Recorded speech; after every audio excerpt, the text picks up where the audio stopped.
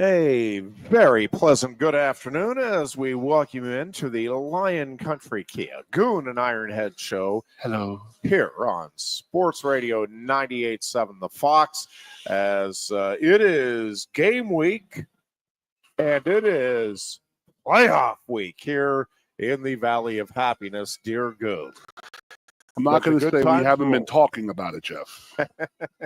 How long have we been doing this show? 5 years? Once or twice in the last When did they announce the playoff? 2 years ago, right? 2-3 years ago? And we were talking about this exact scenario of what we wanted to happen. Yep. And look how it played out, buddy. It's going to be fun. I've been called Nostradamus before. Uh-huh. I mean, we can we can go down that route right now if we'd like, but let's just say we've had this predicted for a long, long time. Maybe not SMU. They come out of nowhere. Yeah, and it's interesting. I was listening to some discussions about, and now I'm forgetting which show was, but somebody was saying it's like, well, SMU with the NIL money could be. Well, that was me.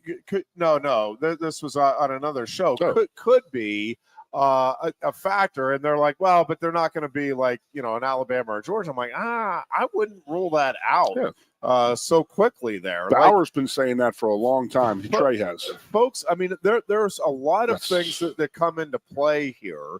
And I'm just telling anybody that tells you that they definitively know what this is going to look like, let's say in 5 years, maybe even in a year, that you're full of it. None of us know exactly how this is going to play out.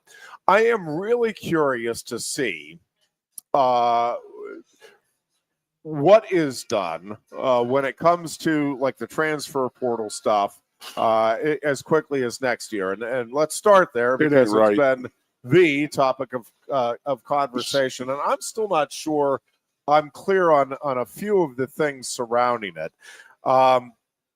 Bo Prabula, of course, I assume everybody in our audience is aware by now, is in the transfer portal and will not play in the postseason for Penn State. I am a little confused on why he's not playing this Saturday. We'll pick up on that in a moment. Drew Aller is most suspected. Once you heard the Prabula news, it's like, well, that has to be prompted by Drew Aller staying. It is prompted by Drew Aller staying, and Aller has announced that he is back next season. Everything we're hearing about Ethan Grunkemeyer is lights out, feeling very good about the future. But worst case scenario, if you get an injury now, you're talking about a guy that has zero, like not a snap of playing experience at the collegiate level under his belt. Now, I was listening to Jed Donahue on these airwaves. Jed, you can hear from 4 to 6 weekdays on Sports Radio 98.7 The Fox. Jed was talking with Steve Jones last night, and Steve said, and again, I get, much as I'm kind of a spokesperson for the wrestling program, Steve is for the football program. So if you ask him about Grunkemeyer, he's not going to tell you, yeah, they're screwed if Aller goes down. But he said there won't be any lights, a deer in the headlights type of situation with Grunkemeyer, that this guy is ready, and if given the opportunity, would seize the moment. And listen, that is pretty consistent with what we hear from the other players and from the coaches. When anybody asks about Grunkemeyer, it's like, yeah, that dude is next level, and look out when he does get his opportunity. Now, you obviously don't want that first opportunity to be, you got to go try to win us a playoff game as, your opener. Anyways, that's the quarterback situation here. Well, I want to talk about Bo. Yes. And you made a statement earlier that it's like, that he had options, and I don't think he did, because there is a 5-day window for the playoff competing teams in January that they have their own little portal. But I think the way it's going down right now, if quarterbacks already deciding where they're transferring, that those slots were getting filled, and Bo was going to get squeezed out, in my opinion. I think he had to make that decision to not to not come back, and then it kills him. I actually found, I mean, it's tearing him up that he can't play with this team. And I do want to say something on the side is if God forbid we do go on and we do win a title, I truly believe that Pabrula should get a ring. You know what I mean? I agree with you. We're not winning that Wisconsin game without him out there. On that, I agree but, with you. You don't agree with him leaving this early and could be next week? No, it's not agreeing or disagreeing. I'm just wondering why he's not playing this week. You could play this week, still enter the transfer portal. I mean, could he announce that I'm entering the portal and then say, but after this game? Sure. I mean, he has to go put the windows closed on the 28th, I believe. So he has to go visit schools and stuff like that. You know what I mean? I believe the portal's closed on the 28th. Yeah, I think you can. I am not faulting him. Let me be it's clear. the NCAA's fault. I mean, it's horrible. Yes, but I mean, he could play in this game. I guess I am presuming that there is that he has at least an idea of a school or two that he wants to go to. I mean, I don't think he's just throwing this open and blindly, hey, let's see if there's anywhere. Check my worst real quick. So, listen, I don't know that it's necessarily any better. Like, I would think if you're Penn State, you want Pabrula for any opportunity you can get him for. It just, I don't know all of the ins and outs. And that's what I'm saying is I just don't know. So I'm not faulting him. I'm just wondering, hey, why couldn't he say, listen, I'm entering the transfer portal, but man, I'm pumped up about this SMU game. I'm going to help this team at least get that first step and then take it's not been done before. I don't think it's been said or done. But no, it has. There's a bunch of players that are playing. Are they really? That are playing that are in the transfer that might portal. add a little. That's what I'm just – and again, I don't know enough about it, and I've read a couple of blurbs here and there. I haven't really sat down and gone through to figure this thing out. I don't know. One of the things that I don't know why the NCAA wouldn't allow you to do is why could you not announce, hey, yep, I'm entering the transfer portal, and even I'm going to this school next year, and I'm going to enroll if my team gets to the championship game a week late. I mean, because most of the if you are a team that is playing for the national title, yes, you're playing. And I think outside of the two teams playing for the national title, I don't think any of the other teams are missing. Like, I don't think the semester for Penn State many, if any, of the schools start until that second week in January, which means you can play up through the semifinals and not have it be an issue unless I'm missing something, and I could very well be missing something. But, so if it's, again, a week of classes, well, you'd be missing that week. If you stayed at Penn State, you're missing at least the better part, and my guess is you're missing that entire week in preparation for the national championship game. Yeah, I didn't know that other people saying that, because that adds a little intrigue to it, in my opinion. Like, I don't know. Did he want out? I mean, I didn't know you could actually say I'm entering the portal, but I'm playing through the playoffs.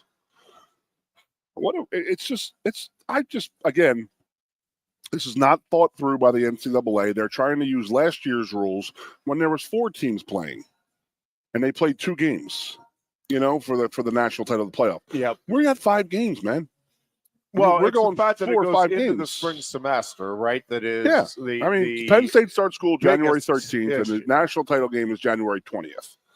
So you're going to have people, and I think that's the case for most. I don't know if maybe there was a school or two out there that would start in that second week of January, but I think most universities that's the case. It's about normal. Yeah, you can't imagine them starting. It would be the 6th. Would be the first Monday in January. Yeah, so, again, there may be some. I'll have to see if. But there's just so much to be yapping about right now. I mean, between the hotels, the tickets, Okay, I've got a question for you. Yep. We're going to ask about SMU, and people are going to go, well, who's SMU and this and that? Do you think that United Airlines or American Airlines, because United did do it, created flights from Dallas to State College, Pennsylvania? Do you think that Penn State has that kind of pull to say, hey, somebody United, why don't you get some direct flights from State College to Dallas? Well, I mean, it's just for a few days. Yeah. Doing that. Yeah, just for the game. Yeah. But do you think we have that kind of pull? I mean, that's the kind of pull SMU has. You know what I mean? If you're talking about the sleeping type of giant, like that's because I have people who are like, oh, SMU's tiny. I'm like, dude, they are not tiny. They are enormous. Yeah. And they have an enormous like fundraising alumni with the oil money, and then what is it? SMU's a Baptist school, right? So you get that, you get the religion playing into it, man. It's Jesus, oh God Almighty! I just said to myself, could be a Methodist SBU. School, We're playing SBU, Southern Methodist University. Southern Baptist U. Wow, that was pretty stupid. I'm gonna wait in the car right now. Yeah, I'm pretty sure they're Methodist. I don't know though. Don't quote me. Listen, I do think. So it was interesting that James Franklin talking about how Pavula was open with them, and Franklin says he did not want to leave. Pavula did not want to leave, and I believe that, and I don't begrudge him wanting to be a starter, and with Aller coming back, all of that. It makes perfect sense. I would love. I do think there would be special reverence for Pavula if he stayed, meaning into next season. And even in the limited role, it's still a role, and it's a significant, important role that he played this season and would have the opportunity to play again next year. Again, I don't begrudge him. You get this opportunity once in a lifetime, and if you're not getting the chance to start, and clearly he is good enough to be a starter in big time football. Whether have it's you heard Penn State anything or elsewhere. School wise? No, it's interesting. We were just I have not heard this. Oregon has a quarterback in waiting, okay, and which doesn't preclude anything. Instinctively, right? I'm watching Dylan Gabriel, and I'm thinking, man, Bo Pavula, that would be a nice fit. I forget the guy's name, but they have a quarterback in waiting. Now, that could change, and I'm not ruling out anything here with Pavula. I haven't heard. I saw, and I don't know where they were getting the information from, but like West Virginia was. So that's projected. What I thought that. I didn't hear or read anything about that, but I just think he really fits Rich Rodriguez's offense. West Virginia was mentioned. And that's the thing. Maybe he's getting pressure from them. Like, hey, no. We want to start up quick. We want to get in this recruiting process and this transfer portal pretty quick with Rich Rodriguez coming back like that. They may have said, hey, we're not waiting for you, Bo. We need you to commit now. I mean, could you commit to another school and still play? It'd be weird, right? Well, it would be weird, but yes. I mean, I think you nothing surprised me in the end with this stuff, though. So. Yeah, I just think that they need to. The conferences just need to get together.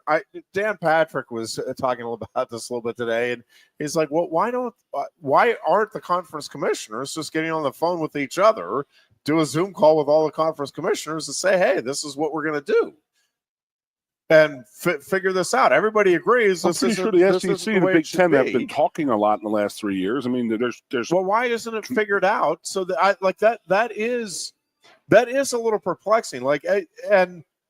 I understand that like James Franklin said, part of it is that we, who is running football? Well, you're running football, not James Franklin, but the conferences are. I don't know. Maybe there is an answer to it, but I don't know why they wouldn't have been able to get together back over the summer and say, hey, because everybody's been saying for a while, like, this is a problem. This is an issue. Having this portal open when teams will be getting ready for the playoffs and bowl games. I mean, the Marshall situation is a disaster where you have a coach leave and then they don't have enough players to field a team, so they're not playing in a bowl game because they don't have a team. It costs big money to that school. That's absurd, right? I mean, I think we can all agree, like, that is bad for college football. I mean, it's disaster for Marshall, but that's just not good for the sport as a whole. Why aren't the commissioners just getting together with input from the coaches and players and whatever? And hey, this is what we're going to do. Yeah. Well, there was Landon Tangwell and I would do the show this is a couple weeks ago. Yeah. When we're getting ready for the Big Ten title game, that was National Letter of Intent week. Yeah. Like you have 16 Big Ten teams out getting their one more visit with these kids possibly. We couldn't. Oregon couldn't. Well, sorry, I can't make it to your show today. I mean, 18 teams. Was it 20 in the Big Ten now? 18. Well, I mean, 16, 2 were playing. Oh, wow. Yeah, so 16 teams, so they had an advantage that their coaches could go out to the transfer portal while Penn State and Oregon are still coaching. Well, Penn State and Oregon were still, I guarantee you, going after it hard as well. They couldn't do in-house. They couldn't go see people because they were worried about practice and stuff. I'll bet they had some individuals heading out. Not the don't coaches. Think they had any position coaches and stuff. I mean, you got practice. I mean, that was literally Wednesday of the Big Ten title all of week. The advisors. I mean, I don't know this. I'm sure there are people out there, but I would be surprised if it's just like, what are we going to do? But I thought there's only 10 guys allowed to recruit. Yeah, I don't know. I find it hard to believe that Penn State and Oregon just on-road recruiting. I think it's going to be the on-field coaches who can outside recruit. So there's only 10 guys on the staff who can actually go outside recruiting. But I'm with you. But it was, like I said, it was the Oregon and Penn State teams were putting in a predicament because it's National Letter of Intent Day or whatever and whatnot, and they're practicing, and same thing for all the other conference title teams that were playing for that. It was like, why are we not thinking that through at NCAA? Why are you trying to? We can't use last year's mold with this year's playoff system. It's a whole just it's. Why aren't the conferences just figuring that out? Like why did they wake up the same day and oh God, well this is bad. I mean they all know this, they all see this. Why would you not just get together and say, hey, this is what we'll it's almost like there's nobody running the country right now because there's no one running the NCAA. It's very similar. What? Yeah. I didn't say that out loud, did I? Yeah. So listen, I think that at the end of the day, something will be figured out for next year. Exactly what that something is, we will find out. But again, to me, I agree with Dan Patrick. Why aren't the conference commissioners just getting together and saying, this is what we're doing? Like, dude, we run. We're moving forward with this plan, whether it's with the NIL, with the transfer portal, with signing day, with all of that stuff. Like, you all recognize it's a problem. You have the power to solve it. Solve it. I mean, I don't think that should be difficult. Leave it to old Dan allowed Patrick, to enter baby. the portal and continue to play until you choose or declare another team. So, yeah, I mean, he could have played this week. Going back to Bo Pabula. You want to start some stuff? And again, is it when you publicly announce that you choose or declare another team? Do you let hey Nebraska, I'm coming your way, but I'm not officially coming your way until Sunday morning, just so you know. Hopefully a few more Sundays. I don't know how that would work. Well, I think you got to do it when the portal's open, though, for now. Now, again, I don't know. Why couldn't you? I understand the role, and thank you, Crypto Ewok, for weighing in and letting us know about that. But why couldn't you say we're rewriting the rules? Yes, you can declare that you're going to another team, but you can play out this season for as long as your team is eligible if your team agrees it wants to have you on the roster. Why would you not be able to write the rule like that? I mean, hey, just so you know, this is the new rule. We're rule breakers. We're rule followers in the NCAA. No one breaks rules. And what would be the harm in that? Yeah, I hear you. It would be a little weird. Hey, because I'm with you, but I'm going elsewhere. Because but I think in a situation like Fabula, his teammates would understand that and would still welcome having him on the field for the national championship game on January 20th when the Nittany Lions prevail in the rematch over Oregon. That's fine. Did I say that out loud? But the fact that the NCAA did give a window of 5 days to guys who played in the playoffs, I think they thought, oh, that covers us. I think that's what they tried to do, but it just got blown right through. Yeah, again, this is the problem is you got to wait till next semester. There's 2 teams playing January 20th. Yeah, but again, I think you can just rewrite the rule. And yes, the players that are on those 2 teams, you're going to miss a week of classes like you would be anyway. You're just going to miss them at a new school. Okay. You want to start some nasty rumors? I heard Bo's visiting SMU this week. There you go. So I don't understand why that can't be done and done easily. Heck, for all we know, I'm not sure people why that's may not even know the rules. You know what I mean? For all we know, right? It may have been like, oh well, it just got out. I don't know. I don't know if he was eligible to play. And this is all news to me, and that really does change things in my opinion. That he had the ability to play, and he's not like he's a selfish guy. He is a team guy through and through. Something happened where he's like, I got to get out and do this right now. But you can do that. I mean, was he more worried about his visits, that he couldn't go down to West Virginia, couldn't visit Oregon, couldn't do this or that because he was still on Penn State and practicing? Again, the NCAA just leaves your head scratching, man. Many, many, many times. Like, what? It would not be that hard to do. Are you taking credit for that? Or are you getting Dan Patrick credit for that? For the commissioners? Yeah. Patrick was why. I'll give that. I mean, I'm going to echo and support it. But yeah, no, Dan Patrick said, I don't understand why the commissioners just didn't get together on a Zoom call and say, hey, this is what we're doing. Let's change the rules. And he didn't give specifics. I mean, I'm saying, why can't you just rewrite the rules? Says, hey, you have this, and why not give them the month to you have the month, or even all right, you need to declare over this 2 or 3 week period, whatever. But yeah, you can declare that you're going somewhere else and still play. I'm not seeing what the problem is with that. And I don't know why the conferences wouldn't support that. Because it allows your team to stay together, but it allows your kids the opportunity to pursue their future to the way they see. That's if everybody follows the rule and they're not poaching players, is what there's been a lot of those accusations out there. I'll tell you, the other thing that is coming down in very short order here, that this is still, and maybe it is being figured out or has been figured out, but there's a lot to unpack still with this revenue sharing that goes into effect next year with the $22 million that the schools will distribute. Because what I am unclear on right now, and I'm hearing different things from different people, just had, I'm not going to divulge some of the information that I just heard. I'm not 100% sure on if this is already settled, but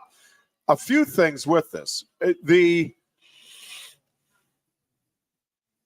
I am not at all clear how Title IX does or doesn't factor in to how that $22 million can be doled out. Because I am hearing, and again, all hearsay, so take it for what it's worth. It's worth nothing.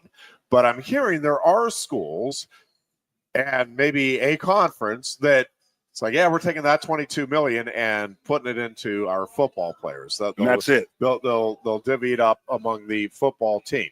Others are saying, well, it's good, the majority of the money will go to football, and then some to basketball, and then a little bit to the rest of the non-revenue sports.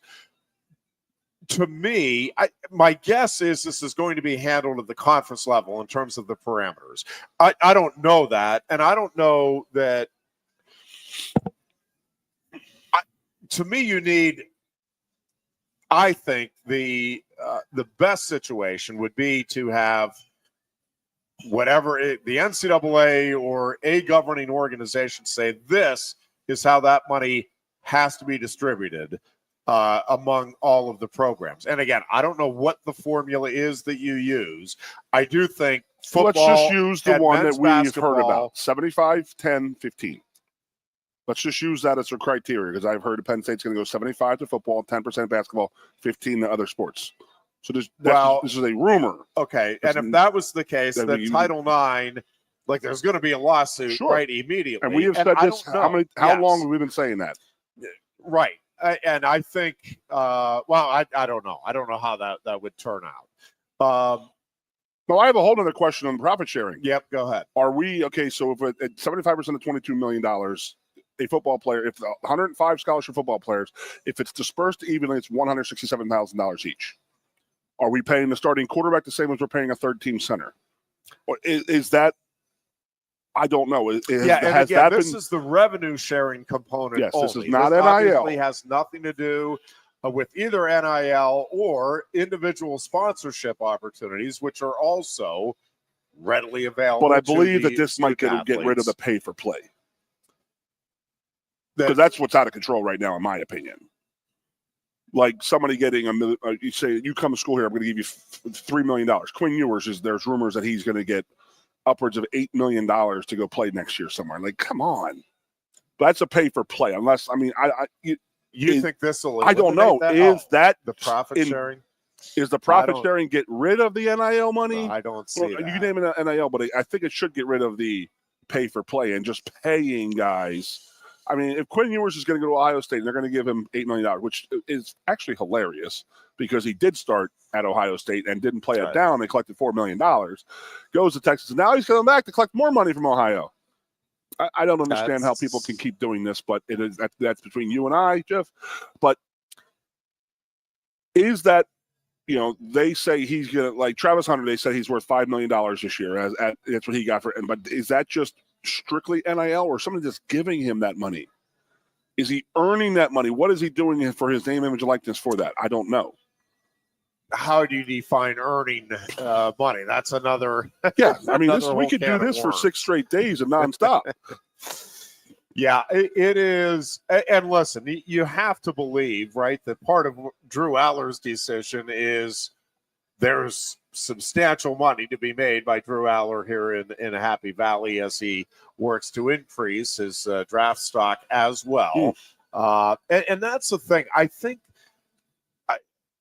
think part of what is going to happen now is, like most of these guys, I think, as many guys do, they enjoy the college experience, all that comes with it. And especially if you're a big-time football player on a big-time game, there are some pretty nice perks that come with it. Also, a lot of demands. I get it. I'm not saying it's all just, roses and accolades, but it's not a bad life if you get accustomed to it. And when you throw in, by the way, I'm making a pretty healthy living at the same time. I did it without getting paid. Well, and listen, there are situations where it is going to be more profitable for a player to stay a year in school than to go to the NFL. Correct. And especially like some quarterbacks where it's like, I'm not sure if that game translates to the NFL, but man, you are the star on this team here. That person's going to clearly have more guaranteed money at the very least, and probably just more money, period, available to the college level. Now, that's not going to be a great majority of people. I think the guys who don't correlate to professional sports is more of a basketball thing. I don't know. There's a lot of quarterbacks, but I mean, I would say Sanders from Colorado. Like, I just don't see him as an NFL quarterback, but they are projecting him top 5. I don't see it. I don't get it. Quarterback is so difficult because there have been guys that I'm like, I don't understand why that team took that guy, and then it's like, that's why, because he's going to be an all-pro guy for 5 years out of the next decade. And then there's other guys where it's like, obviously. And listen, I mean, injuries play into it, the system, the coaches, all of that. And I mean, there are guys that are. Let's just say Cam Rising at Utah. His knees are so buttered, they're done. No NFL team's going to give him a shot. So, of course, he's going to go back for his 14th year in the NCAA. Again, They go back. He is in Trevor Lawrence's recruiting class. and he has still one more year left to play in college next year. That is absolutely insane to me. We got to get this out because we have to say it every show. I would not want Pat Kraft's job, nor would I want James Franklin when it comes to the NIL and paying players and stuff like that. Yep, there got to be just complete headaches left and right all the time. They are well compensated, but man, they are well compensated for a reason. It is a lot that they are responsible for, and that they have to navigate in today's world. It is not. I sent James a message last night. I did. I sent a message that we just concluded our player show last night, and I said, listen, James, I said, this is my 4th year doing it, and I have to send this to you every year. I have to give you credit. Your players are very well spoken. They do love and respect you, and they're a pleasure to work with because they are such good kids and well spoken. I said that's an ode to you. And he goes, thank you very much. I really appreciate that. Let's go. And then I dropped a couple F-bombs on SMU. And then I said, bro, I really think that this NIL and portal are going to make you lose your hair. And he goes, I agree. Exactly. So, yeah. But I just, oh my God. I mean, I've just been sitting here thinking, the 75-10, like we're talking about the basketball. I'm like, man, basketball is getting slighted. But then I'm sitting there, there's 12 guys. There's 12 guys on that. Well, and so this is another – well, let's take a break. When we come back, I do want to pick up on that because there's still no matter what you do, it's not going to be quote-unquote fair. And – I don't think Title IX's fair, and we'll get into that. Yeah, I think there's still going to be a lot of wrangling about how to do this and to make it at least a situation where you are giving the various teams across the board an opportunity to be relatively successful in their sport.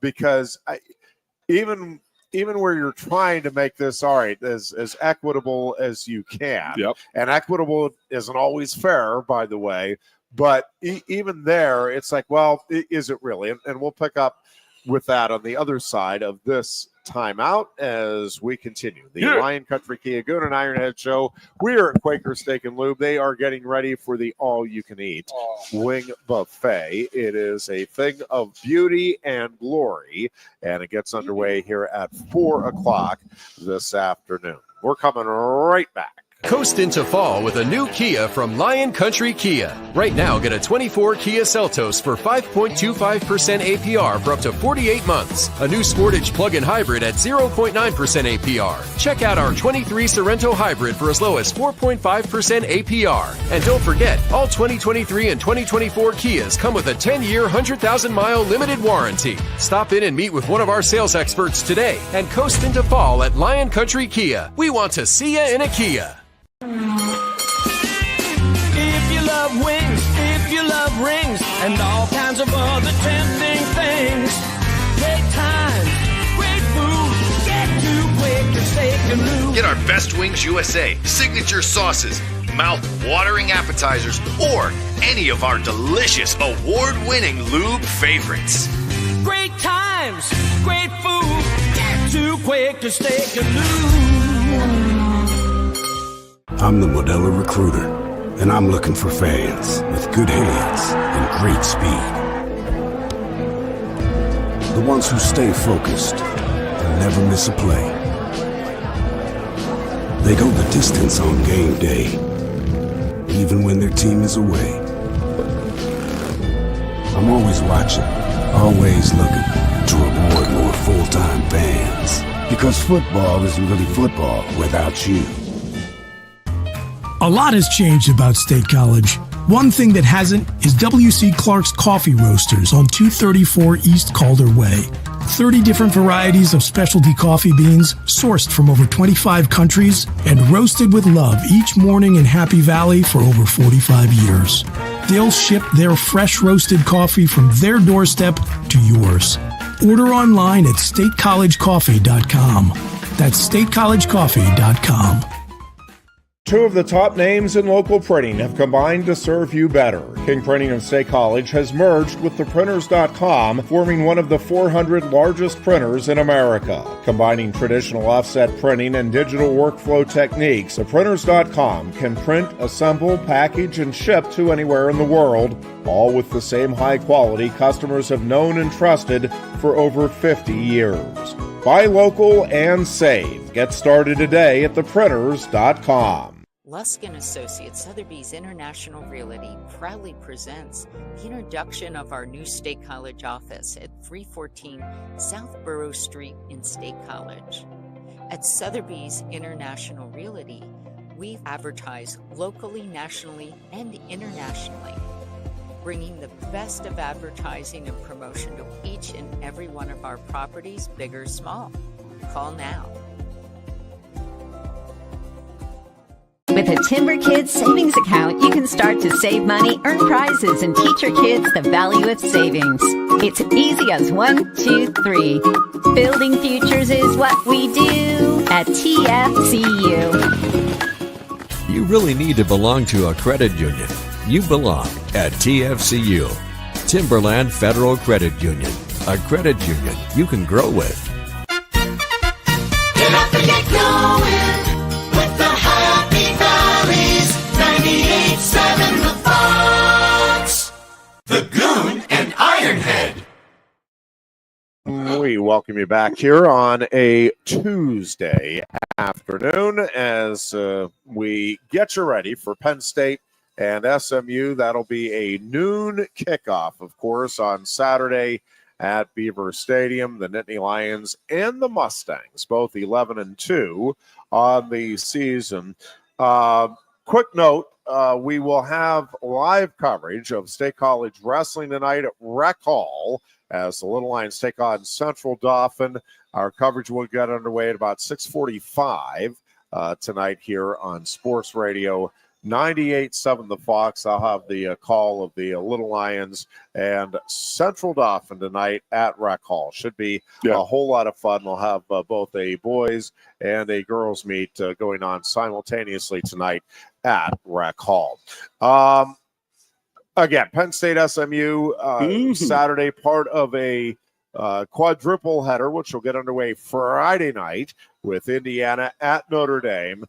Then it's Penn State and SMU. That'll be followed at 4 o'clock Saturday afternoon by Clemson visiting Texas. And then the 8 o'clock game will have one of those Ohio State universities hosting Tennessee.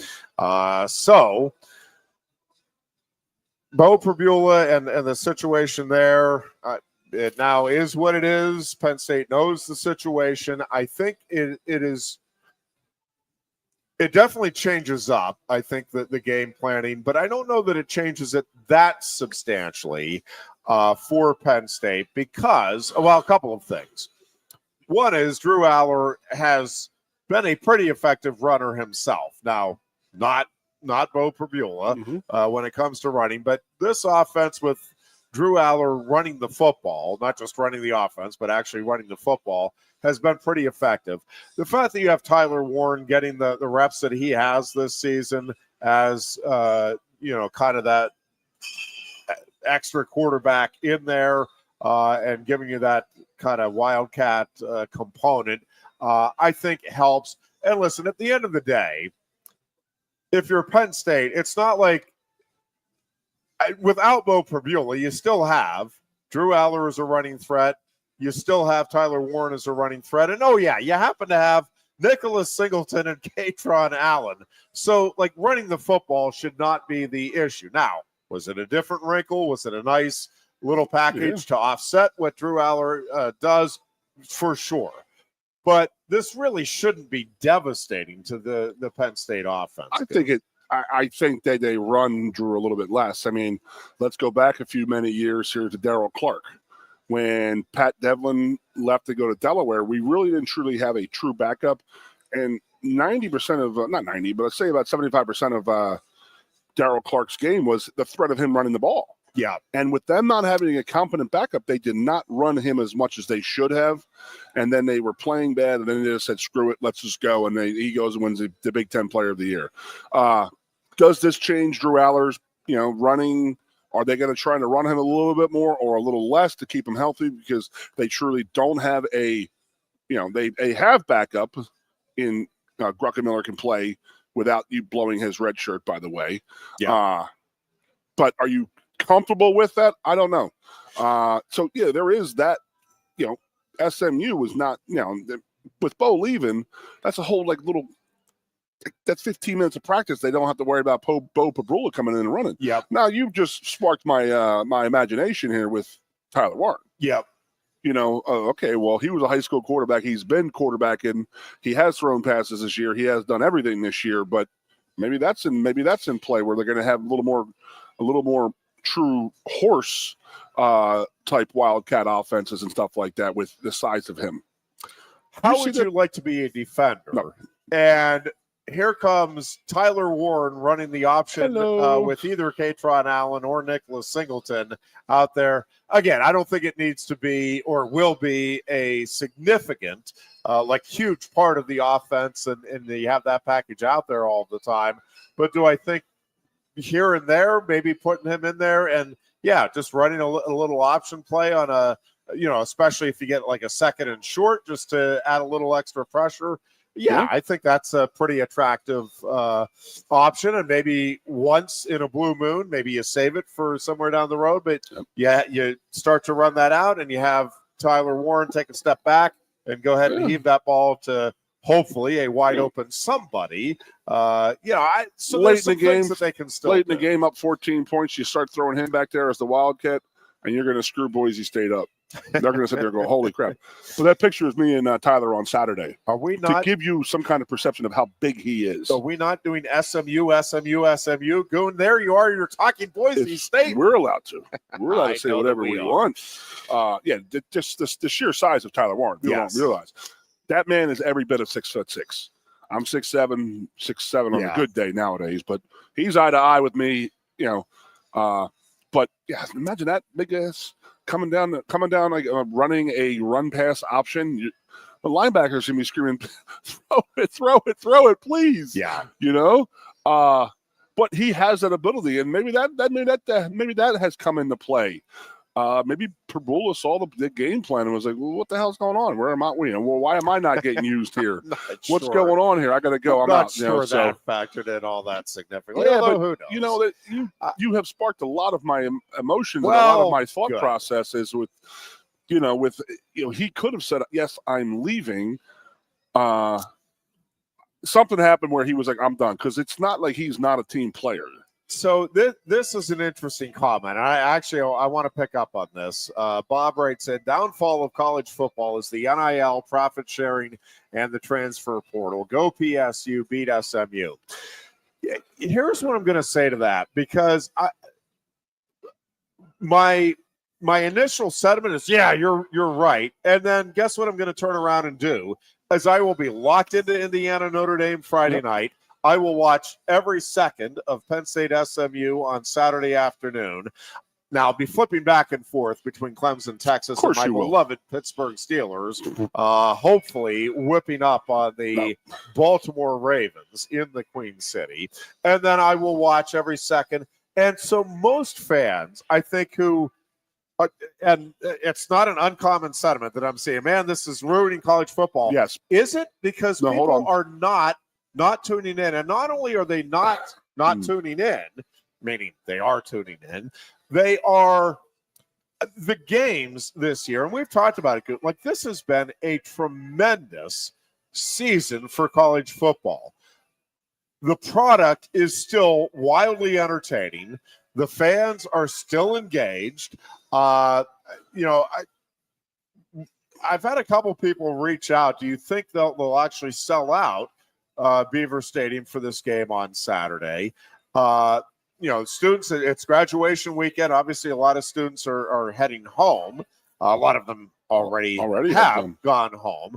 I am expecting the game, and not just the tickets sold out. I think that will be the case, but I think it'll be a filled stadium. People are revved, and the fact that there are some student tickets that are available now to the general public, like there are people who don't get a chance very often to go. And now, not only do they get to go, they get to go to the first ever playoff game at Beaver Stadium. Yes. I don't think that will be an issue. And from what we're hearing from Joe Bastardi, weatherbell.com, it's going to be cold, but not rainy, not snowy. Well, that's you can layer right about. You can handle. I do want to ask proper clothing. Bob's question. Yep. At the current structure, it will not. It will be the downfall. I believe that a lot of that stuff is going to be and needs to be tweaked, and it will be. I think. I hope. I pray. Yeah. Because at this current structure right here, we've said from the start, it is not sustainable. It's not. Yes. So here's at the current structure, Bob. I don't think it's going to be the downfall of college football. I think it is going to change significantly college football. I think the way we look at college football, that will change. But again, as long as the product is entertaining and you at least feel as fans that they are out there playing hard for your school, whoever your school is, I think we're going to tune in and watch it. There are 12 fan bases out there who are going into Christmas week still talking about football right now. We're not talking about a bowl game, a playoff game.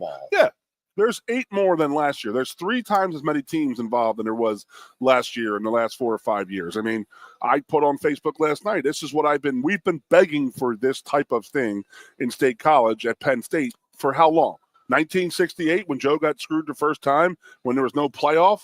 1994, 73, all of this stuff. We've been clamoring and begging for it. But I understand what Bob's saying with at the current structure, it's not going to be feasible. I don't think it is. But you're not putting the genie back in the bottle. You just got to try to control how much is going to come out of that genie bottle. Well, so here's what I think. I don't think while it will change and people, including probably me from time to time, will wring our hands about how college sports has ruined itself. It hasn't. We're going to watch, I think, and root the way we always have. That's what I think will happen. And I think college football and college basketball, men's college basketball, are going to come out of it just fine. Well, again, we may think of it a little differently. We may not be happy with different components of it, but I think by and large, at the same numbers we're watching now, and maybe even greater, people are going to be locked in and watching and supporting their teams. What I think is the bigger danger, and I think it could genuinely be the downfall of other college sports as we know it. That is where my concern is sure. And let's go back to what we were talking about with whatever the numbers are, and let's just use the 75, 10, 15 model for a moment. And again, I'm hearing different numbers from different folks all over the place. So just so we get this straight, this is school specific, or is it going to be conference mandated? Well, we don't know. To be determined. So God, right now it's NCAA. $22 million a school. That now again, this isn't Has even that been everybody agreed keeps upon? no. Okay, yeah, that's what I thought. So everybody keeps throwing that number out because that's what the schools and conferences decided. Man, that would be, and the NCAA said, man, we agree that would be fair. The players have not said, yeah, that sounds good to us. Who's speaking for them? And we don't know if the players are going to come back and say, well, no, it needs to be $30 million a year, or we have no idea. Everybody keeps throwing that out like that's been the settled fact, and that's what they want it to be. They being the schools and the conferences. That is not. There's nothing guaranteeing that that's going to be the final number. Even less certain right now is, all right, it's $22 million per school to the student athletes. Is that money divided evenly among all of the student athletes? Well, no. Nobody, I haven't seen that as the expected outcome anywhere. So that, a backup fencer and Drew Aller are making the same amount of money. That is not going to happen. But nor should it. What is debatable is And my guess is this will be a conference decision, and conferences will say, all right, in our conference, let's just use the 75, 10, 15. I have no idea what the numbers will end up being, but let's just say the Big Ten says 75% to football, 10% to men's basketball, 15% to the rest. What we don't know is, well, first of all, let's just start there. So the 15% to the rest, the 15% to the rest of the Ohio State student athletes 30 is teams. not the same as the 15% of the rest to the Northwestern student athletes, because Northwestern has many fewer programs and thus many fewer Olympic sport athletes than Ohio State. Is it going to be mandated by the conference that that 15% must be spent evenly among the programs? Or is it just, hey, 15% needs to go among the other sports programs, and the school gets to say, all right, well, we're putting all of our 15% into women's basketball because that's our big showcase sport, or we're going to put our 15% into men's lacrosse because that's our showcase sport, or we're going to put 10% into wrestling and 5% into baseball because those are our other two. Well, we don't know. Some of the conference schools have wrestling. 4 of them in the Big Ten don't. Wrestling is a big deal in 14 of the, at least probably 9 or 10. It's a big, big deal. So how does that get doled out and managed? And do you look at it if you are, I'm not trying to pick on Northwest, but if you're Northwestern, it's like, all right, well, let's focus on maybe the 4 sports where we think like they have a great field hockey program. Yeah, let's focus on field hockey and for women's lacrosse and we're just the other sports now go to club sports. Well, I don't know. I'm gonna cut you off right there. Yep. So use the same. You said the third team fencer versus Drew Aller. Yep. Take Aller, take the basketball program out of it. That's already 85. That 15%. Carter Starachi and a third team fencer. Yep. I mean, I don't know the fencing scholarship situation. I really don't. I have no idea. Say it's a men's gymnast. Freshman, Poughkeepsie, Arkansas, Carter Starachi. They're going to get that same 0.12% of that 15%. Where Carter Starachi is a well-known product, this and that, is it up to the university to say, you know what, our wrestling team deserves a little bit? I know what you're saying, because I'm saying the same thing right now, and that is how they're going to decipher all of this stuff. And again, I mean, we go back to Title IX, man. I don't know how it's going to get worked around that without ruffling some feathers, because a lot of people worked a lot of years to get equal rights and equal stuff for women's athletics, and it's just they're going to go, well, you guys aren't making money. I mean, I understand, and I get it. I am of the ilk that forever Penn State football has funded this university's athletic programs forever. Yep. That football players should get I have no argument there. There's no argument. I might say we deserve more as a football program, especially here. Now you go to Kansas, where Kansas basketball is king.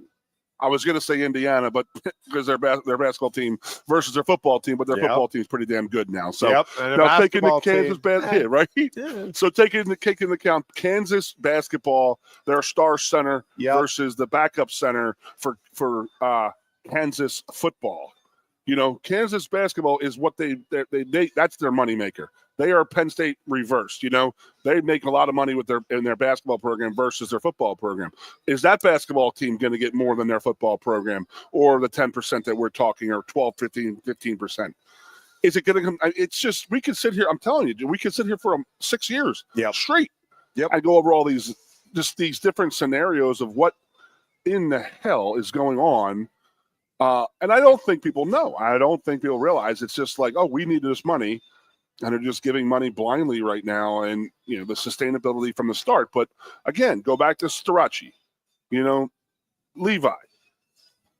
Don't those guys deserve a little bit more NIL money, or profit sharing? Because wrestling doesn't make a ton of money, but they're not losing a ton of money. Now, with that said, who's paying for 30 scholarships now? Because that's now been quadruple. Was it 10 to 30? So you you tripled your scholarship. You know how much money you got to put towards scholarships, and I still don't see the rationale behind that, Jeff. I really don't. I don't understand why they tripled the scholarships for wrestling. Well, I don't. At the same time, limited the number of participants to just scholarship athletes. For all of these sports, so that a wrestling room that used to have 37 guys in it now only has 30. A football team that was just had 112 players now has 105. I take that back. Everything I just said. I literally thought the no walk-on was football alone. No, that's wrestling. That's basketball. That's soccer. Well, so this is what I need to get clarified. So yes, I don't know about the no walk-on. This is what I need to get clarified, because you cannot have more than 30. There are 30 scholarships for wrestling, and you cannot have more than 30 in the room. What I am not positive of is if every athlete that's in the room has to be a scholarship athlete. In other words, can you have a room of 20 and you're like, well, we only have,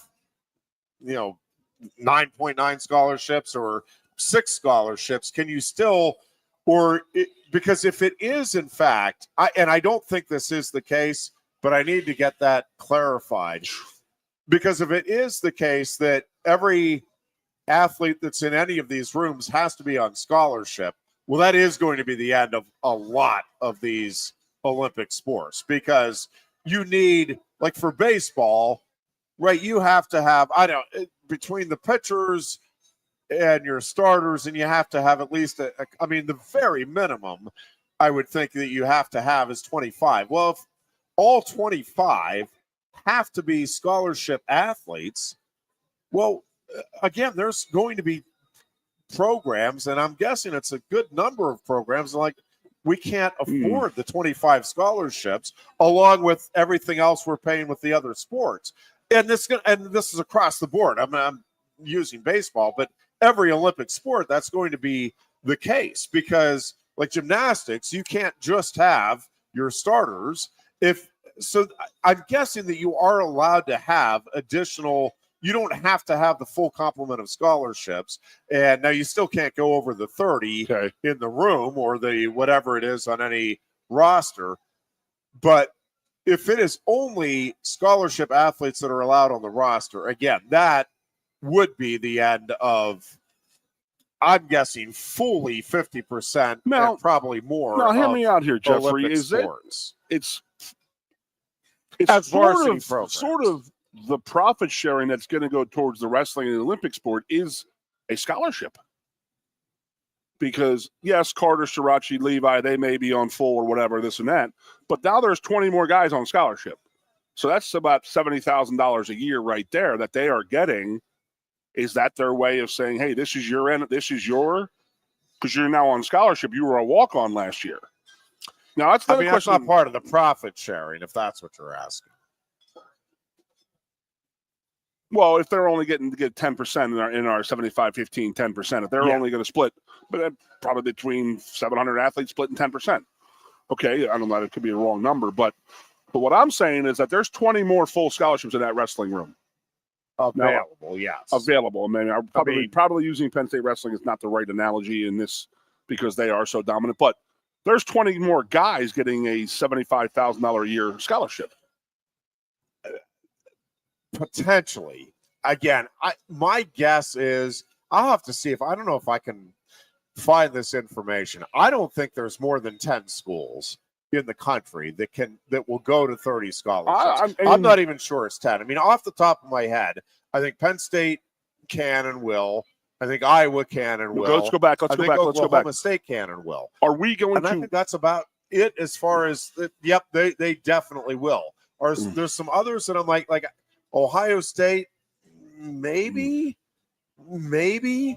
But again, you're talking about a really broad-based athletic department there at Ohio State. How does that get scaled back? Like Nebraska, maybe an ACC school or two, maybe Arizona State.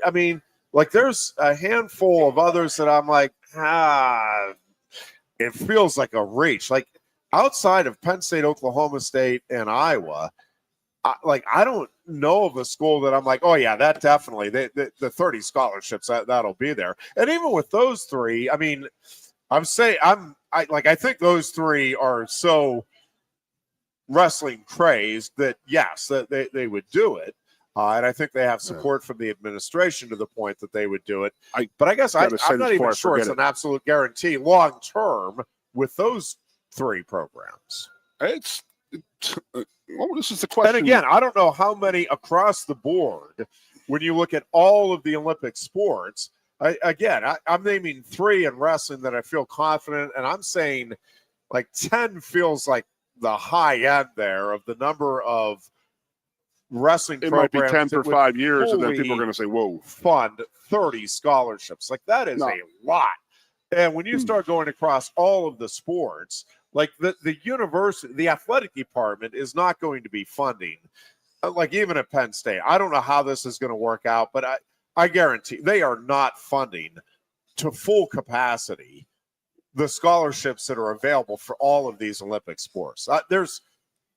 I don't see any way that that's possible. And then again, the $22 million that money isn't going toward the scholarships. This is money that goes to the athletes, truly the athletes who are, who now have. I know you don't have the answer for this. I know you don't, but do you think that Penn State just says, hey, the 27 guys in this room right now, there's 16 non-scholarship guys, boom, you guys all have scholarships now? Or will they hold back and go out and recruit? Well, that's different teams are going to handle that differently, and that's another. I mean, just across tell the me, board. this is and your you've sport. Got the transfer portal issue there as well. Why did they do it? I need just an answer of why they did it. That I don't know. Is there a rational? Is there? Alan says NCAA needs to appoint a college football commissioner to refine the parameters of NIL and transfer portal guidelines, along with all other business and student-athlete related areas. Yes, I agree. I also think at the very least, for sure they need a college football commissioner, and I think that's the smartest thing to do is set up an office that basically replaces the NCAA and is more of like an NFL model in terms of managing the overall sport. But I think at the very least you need another one for men's basketball, and then at the very least one for Olympic sports in general, and maybe one for each of the other sports to try to navigate, because it's different. Not all of those other sports are equal in terms of needs, in terms of interest, right? Like, so you may need one for each of the other sports. Now, where are you getting money to pay the commissioners for? Well, that's money growing on trees right now. You don't know that? I don't know. We're going to take a break here. We are coming back with much more. It is our Tuesday afternoon of the Lion Country Kia Goon and Ironhead show. We're talking some Penn State SMU more when we get back. Coast into fall with a new Kia from Lion Country Kia. Right now, get a 24 Kia Seltos for 5.25% APR for up to 48 months. A new Sportage plug-in hybrid at 0.9% APR. Check out our 23 Sorrento hybrid for as low as 4.5% APR. And don't forget, all 2023 and 2024 Kias come with a 10-year, 100,000-mile limited warranty. Stop in and meet with one of our sales experts today and coast into fall at Lion Country Kia. We want to see you in a Kia. If you love wings, if you love rings, and all kinds of other tempting things, great times, great food, get to Quaker Steak Lube. Get our Best Wings USA, signature sauces, mouth-watering appetizers, or any of our delicious award-winning lube favorites. Great times, great food, get to Quaker Steak Lube. I'm the Modelo Recruiter, and I'm looking for fans with good hands and great speed. The ones who stay focused and never miss a play. They go the distance on game day, even when their team is away. I'm always watching, always looking to reward more full-time fans. Because football isn't really football without you. A lot has changed about State College. One thing that hasn't is W.C. Clark's Coffee Roasters on 234 East Calder Way. 30 different varieties of specialty coffee beans sourced from over 25 countries and roasted with love each morning in Happy Valley for over 45 years. They'll ship their fresh roasted coffee from their doorstep to yours. Order online at statecollegecoffee.com. That's statecollegecoffee.com. Two of the top names in local printing have combined to serve you better. King Printing of State College has merged with theprinters.com, forming one of the 400 largest printers in America. Combining traditional offset printing and digital workflow techniques, theprinters.com can print, assemble, package, and ship to anywhere in the world, all with the same high quality customers have known and trusted for over 50 years. Buy local and save. Get started today at theprinters.com. Lusk & Associates Sotheby's International Realty proudly presents the introduction of our new State College office at 314 South Borough Street in State College. At Sotheby's International Realty, we advertise locally, nationally, and internationally, bringing the best of advertising and promotion to each and every one of our properties, big or small. Call now.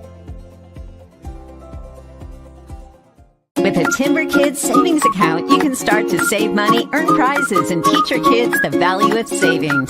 It's easy as 1, 2, 3. Building futures is what we do at TFCU. You really need to belong to a credit union.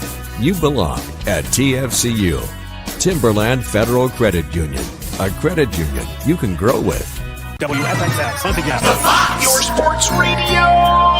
Broadcasting live, loud and proud from Central PA's Sports Authority, WFXS America. 98.7, the Fox State College, the Goon and Ironhead. And we welcome you back here on a Tuesday afternoon as we get you ready for Penn State SMU on Saturday. Again, this is going to be an interesting game. Actually, all four of these games, because the home teams are substantial favorites in each of these four games. And listen,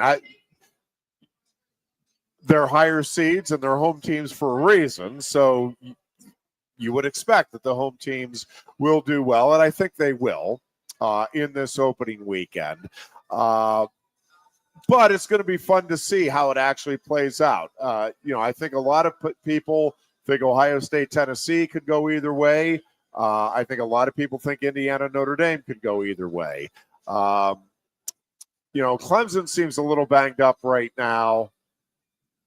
Texas's quarterback situation is interesting, but feels like at home that's a game they should win. In Penn what do you got there? Well, hold on, remind me. What do you got? What's wrong with Ewers? His little hurt up, injured up a little bit? Okay. Well, and I mean, he didn't enter the portal. I mean, there's starting rumor he's leaving, but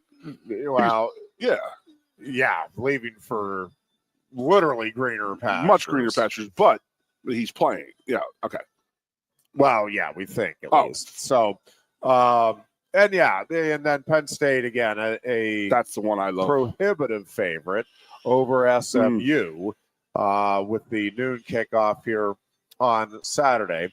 And it is one of those games, Goon, like it feels like Penn State should be able to take care of business. Prabula or no Prabula, this is a team that Penn State should be able to go out and especially at home, be able to beat. I think Penn State, to me, has a slight, and I don't think it's one of those things. I don't think SMU is getting the credit it deserves. No, they are not.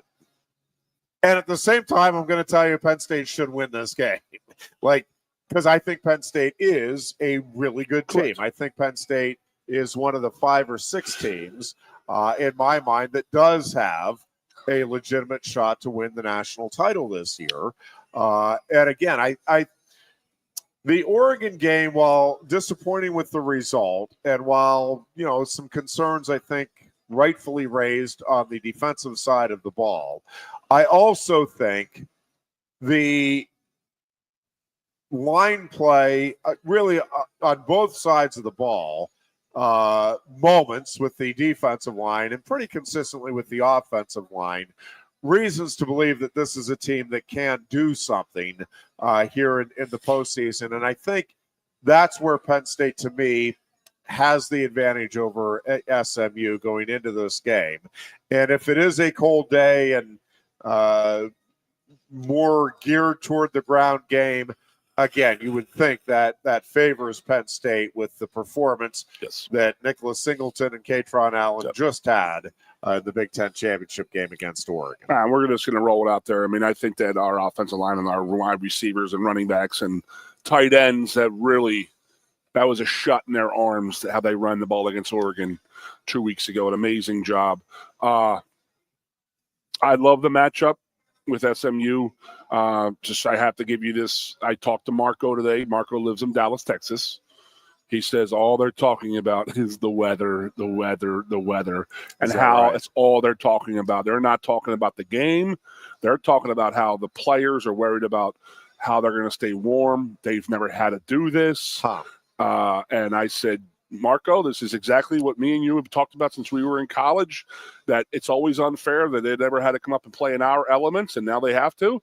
But it just sucks that SMU is the scapegoat or whatever. They're the ones who are going to have to be the canary in the coal mine to see how it works. But he said all they're worried about is their footing, their heat on the sideline, how they're going to stay warm during the game type of thing. And it's like they're not talking about X's and O's, any of that. But with that said, SMU is a pretty damn good football team. Marco's telling me, he's been telling me all year, he's like, dude, they got 20 of their 22 starters are transfer portal guys. So that gives you any indication, like we said for Trey had got in my head 2 months ago talking about how that's a sleeping giant. But they've already started. But that quarterback, I mean, you watched that second event. I only got to see the last, couple minutes of that game. That was after hours. But that Clemson game, let's just say that SMU was a tale of two halves. They were horrendous in that first half. And they came back on Clemson a hellin' late in that game to tie that game. And people should say they should have gone for the win, but I don't agree with that. I just think that, they had the momentum right there. Let's go to overtime. We're whooping their butts right now. And then they give up a long whatever. There's just a bad way to end that game. Sour taste in their mouth. But love the matchup with Penn State. I mean, I really do. I feel as if we're okay in this matchup, but I think our fans need to realize this is the SMU that came off the death penalty in 1989. These guys it's a pretty good damn football team, and they beat a lot of good football teams getting there. I mean, they made it on. They're in that large bid. Yeah. Think about they are in an at-large bid. SMU and at-large over top of Ole Miss, Alabama. We could go through the whole crap that we went through on the selection Sunday and all that, but the committee seemed to think that these guys not matched up, but they were a better team than Alabama because of how they won, who they beat, all of that stuff. But just that fourth quarter that I watched against that in that Clemson, I was very, very impressed. I came away very impressed by them. And if they come out in that first half playing like that, we're in for a little bit. But with that said, I think that they're going to come out with their eyes wide open because this is the big scene that they're playing in. A lot of people are going to be watching this game across the country. I don't like the fact that Kansas City's playing the Houston Texans at the same time. That may steal away some of the viewership. But I truly believe that nationally it's going to be a huge game. It's a great game for Penn State to showcase itself too, because there are some flurries coming. I don't want snow, but I want some flurries. Yeah, I want that little snow globe type of view going on. What Bastardi say about the wind? That's the only thing that really scares me is the wind.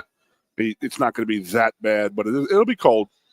Love the matchup. I don't need to say anything how much I've wanted this to go down for how long, and everything's worked out quite possibly perfect for us. SMU, BYU, or Boise, and then let it roll. So, but we can't overlook the SMU Mustangs.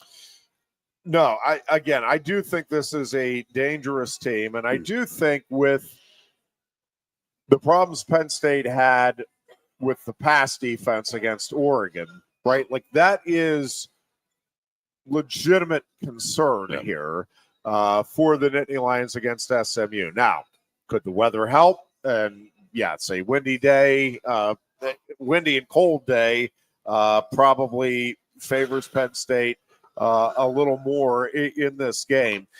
I also, it's interesting. I hadn't really, we've talked a good bit about Penn State and, you know, however you want to look at it, I guess, pressure, opportunity, but what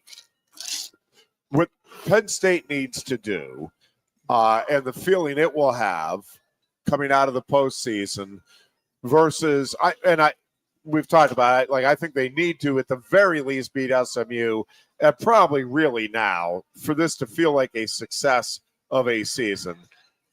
This team needs to beat Boise State as well. You have to go 2-0 through the first two rounds and get to the Final Four. With the way everything is laid out now, I think anything less is bitterly disappointing. Let's cross that bridge when we get to it. But here's the thing. So it's not that SMU goes in saying, it doesn't matter if we win this game. But I think SMU, if it does lose this game, like this is a wildly successful season for SMU. Now, are they going to be disappointed and maybe even bitterly disappointed that they lose the last two games after going 11-1? Sure.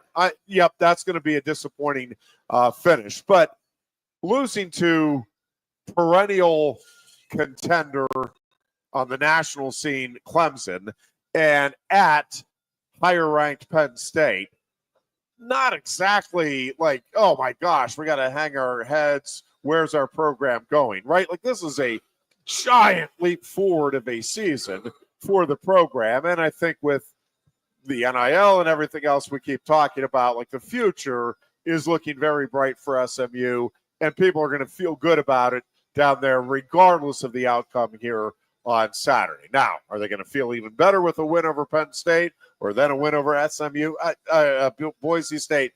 Sure.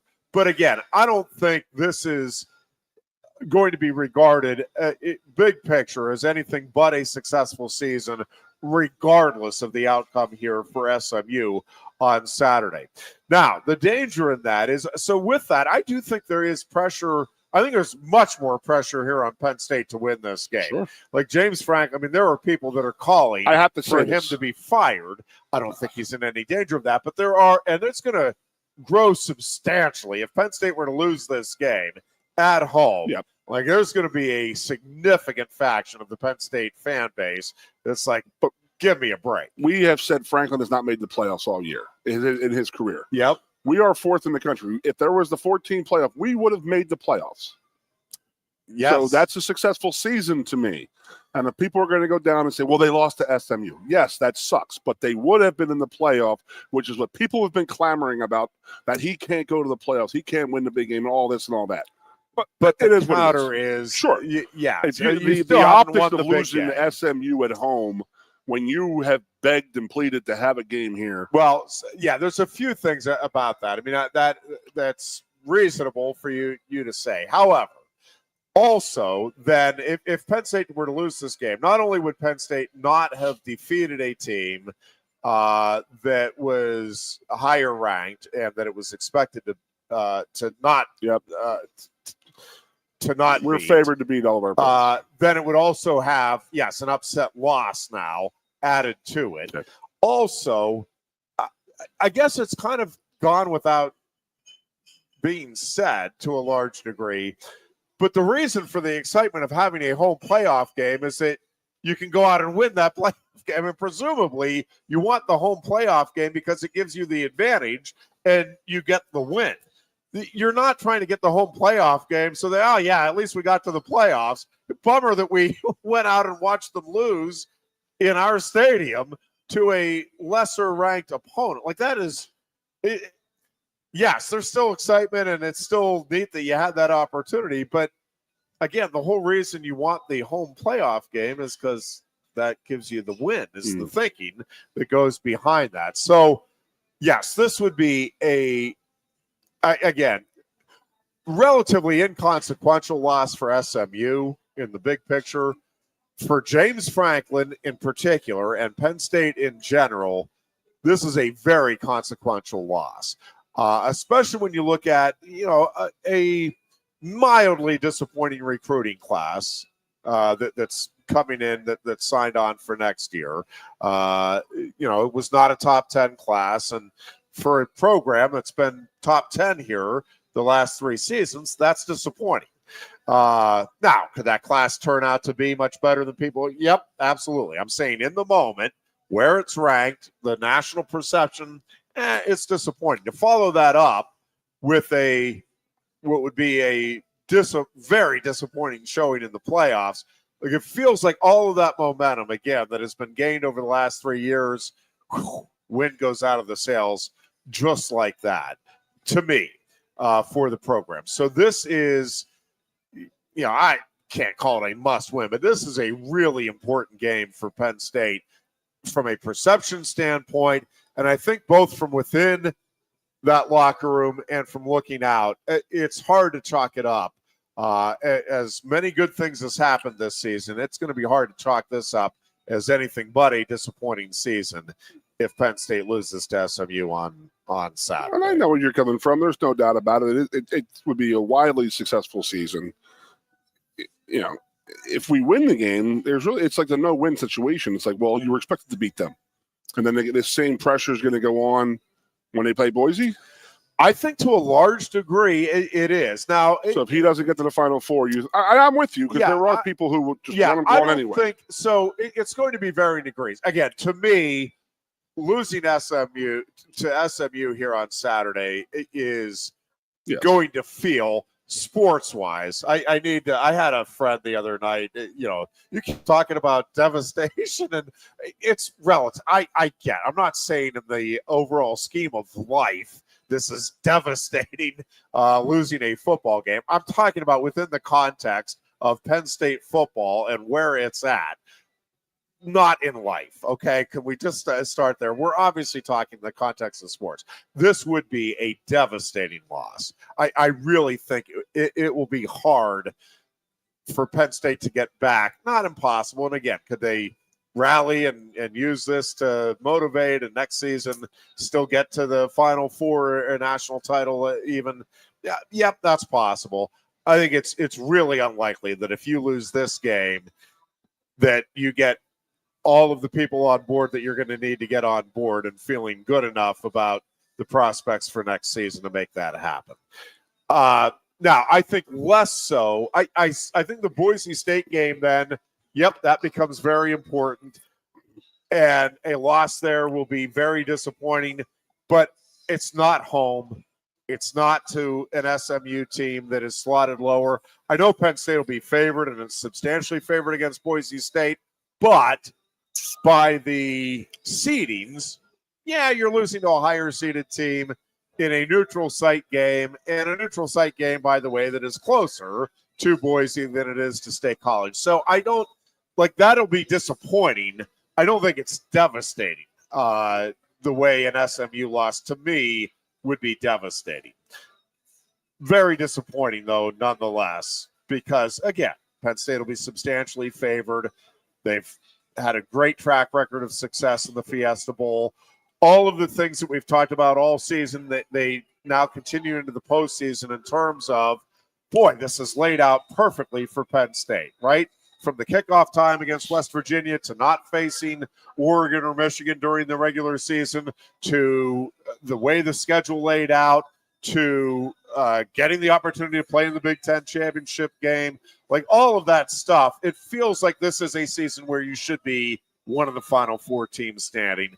And if you don't do it this year, at least in the moment, it's going to feel like, my God, then when? If not now, what the heck? When? Right? So critical to me that they beat SMU, important to me that they beat Boise State. And then I think, yes, then you want to win because, my God, you're that close. But then I don't think anything from that then in is devastating or, my God, how could that happen? I think, again, it will be disappointing because now you're 2 steps away from the ultimate prize, and you don't know when you're going to get that opportunity. With that said, we do want to talk about the post-game review, and that's next week's shows. That we are not going to be doing shows next week. Yes. Just this week. So I just want to get it out there. Sorry. Yes, we'll have a lot of shows on Monday. I think our full lineup of shows here on Sports Radio 98.7 The Fox on Monday. I think all of our shows are off, including the Goon and Ironhead show here on Tuesday. Obviously, everybody's off on Wednesday. No show for us on Thursday, the 26th. And then we will have a morning show, I think, on the 26th. I won't. Scott Giese will be going solo on the 26th and 27th. With Let's Talk from 8 to 10. And we're still ironing some things out as far as what all will be on local on Thursday and Friday. But, yeah, that's a little preview. We'll go over that on Thursday, the lineup for our Christmas week. It's only Tuesday. Still finalizing a few things I'm telling you, I can't wait for this freaking game. Well, I just literally thought it was Thursday. I'm sitting there, swear to God. I was like, we got a game in 2 days. I can't freaking wait for this game. And now it's 4 days away. Damn it, Jeff. So, matchup with SMU, Goon. Again, to me, I really do like Penn State's chances here. Yes, in part because it's home, in part because it's SMU. And again, I think SMU is better than a lot of folks are giving it credit for. I also don't think it's as good as this Penn State team is. I think Penn State is at least one of the top 4 or 5 teams in the country. I do. We go out there with the intent of running the ball like we did against Oregon. Yeah. And there's no stopping this team. And I think that is what they're going to want to do and will do. And I think to some extent they're going to impose their will a bit on SMU. And again, how can you say you respect SMU and turn around and, to me, it really has more to do with how good I think this Penn State team actually is now, more than it is an indictment of, SMU's been a fraud or anything like that. I think SMU is one of the top 12 teams in the country. I've said it's not just that I think the resume is better. I think SMU on a neutral field beats Alabama. I really do. And I think they beat Ole Miss and across the board.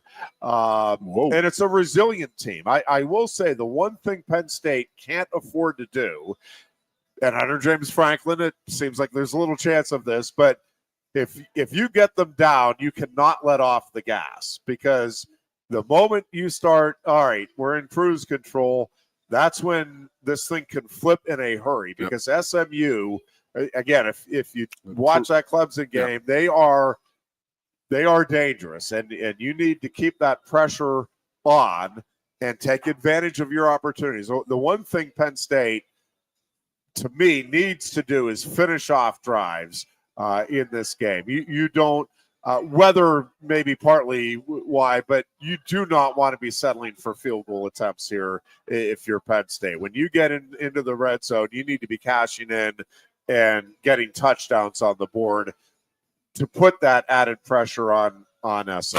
I'm sure it's on Tuesday. Damn. Yes, everything's right there for us right now. I mean, it's like we could put all everything that's been thrown against the wall about Franklin and this and that this weekend, or it could really, really, really, really, really, really heat back up for James if he would lose this game. But I just think that they're going to go out there again. I've talked about it. They are a very well led team from the core. They have an offensive line that you have a very good offensive line. I'm not giving them grade status yet. They do this and win a national title. I will grant them the grade status, because that Oregon game opened my eyes a whole bunch. I have not seen a Penn State offensive front play like that in a lot of years, my man. A lot of years. And if they go out there with that kind of same enthusiasm and with the intent that we are going to run this ball down your throat, then one, I'll cry, but two is we will walk away with this game pretty damn easily. Now, you made a great point with the resiliency of SMU, and that is they're not going to quit. They're not going to come up. They're not coming up here and saying, "Oh my God, it's so cold. Oh my God, that's Penn State." That's not what they're going to do. Well, I think those days are well over of teams being, intimidated by schools and teams and stuff like that. So I don't think that's going to happen. So we better be ready to play. That's all I got to say. And, the bye week James thing has always been a thing to me. Starting at noon is a little slow. Yeah. There are some things that we don't do well, and that might be two of them. And who knows? They might come into play. Is what it is. We got to work through that.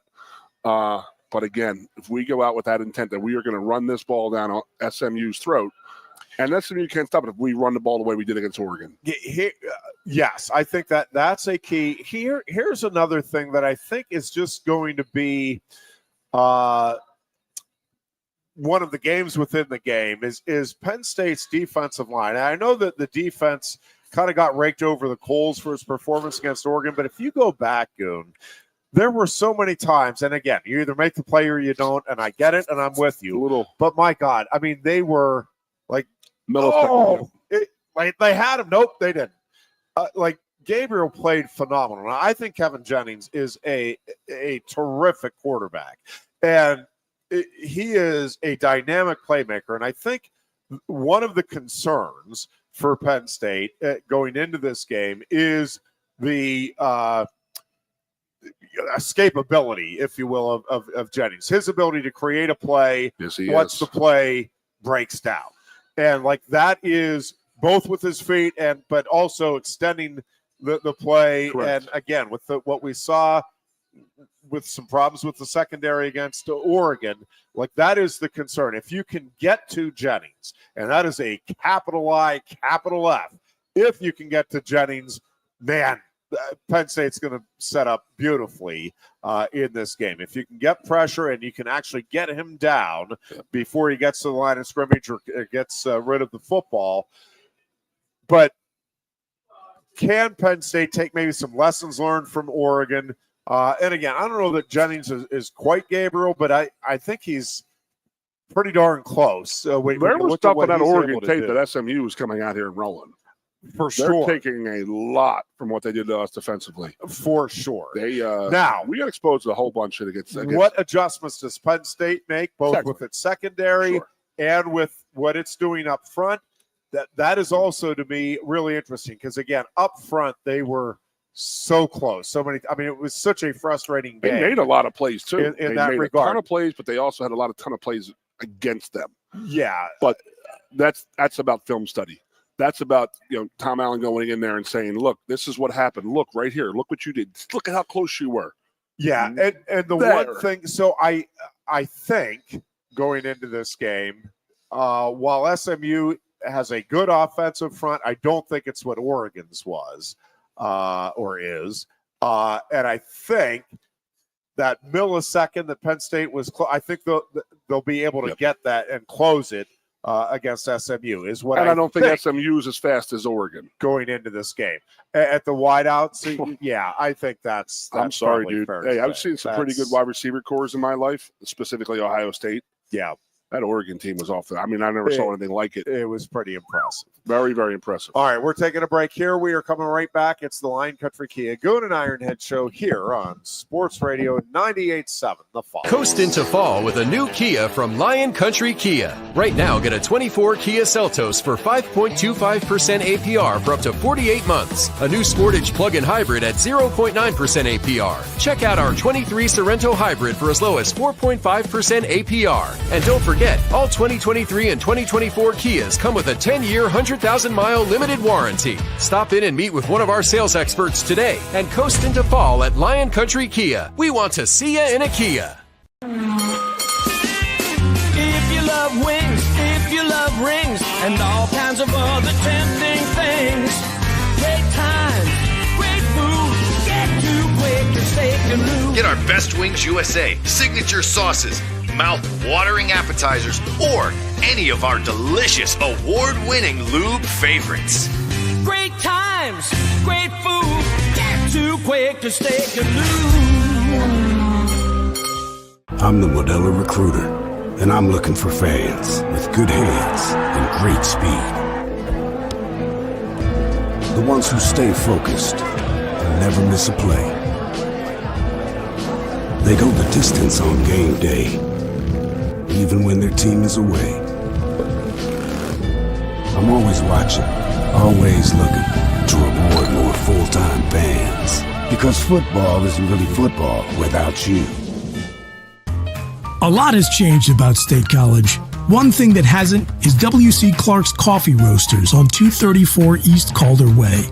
30 different varieties of specialty coffee beans sourced from over 25 countries and roasted with love each morning in Happy Valley for over 45 years. They'll ship their fresh roasted coffee from their doorstep to yours.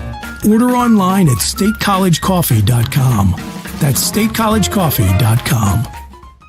Two of the top names in local printing have combined to serve you better. King Printing of State College has merged with theprinters.com, forming one of the 400 largest printers in America. Combining traditional offset printing and digital workflow techniques, theprinters.com can print, assemble, package, and ship to anywhere in the world, all with the same high quality customers have known and trusted for over 50 years. Buy local and save. Get started today at theprinters.com.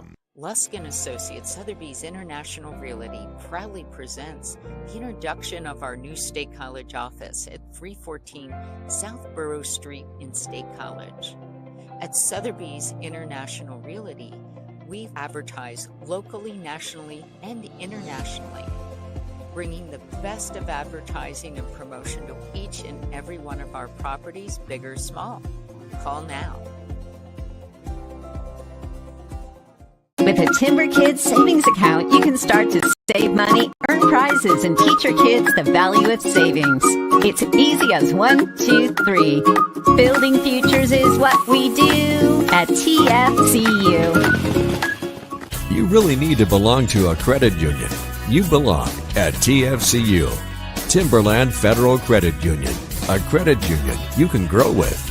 Get up and get going with the Happy Valleys 98.7 The Fox, the Goon and Ironhead. And we welcome you back here on a Tuesday afternoon, getting you ready for Penn State SMU Saturday noon kickoff at Beaver Stadium. The Nittany Lions and the Mustangs both again 11-2 on the season, and again, it's overstating it to say the game is just Penn State's running game against SMU's passing game, but SMU's got to be looking at this saying, man, I think we can do some things. Yeah. They have a very good passing game. That's been their bread and butter, is getting the ball downfield and making plays with that passing game. And certainly, especially coming off the performance it had against Oregon in the Big Ten championship game, Penn State has to be feeling very good about its running game and what it can accomplish there. Now, sure, I think SMU also wants to run the ball. I think Drew Aller and the Nittany Lions want to get the ball downfield some in this game as well.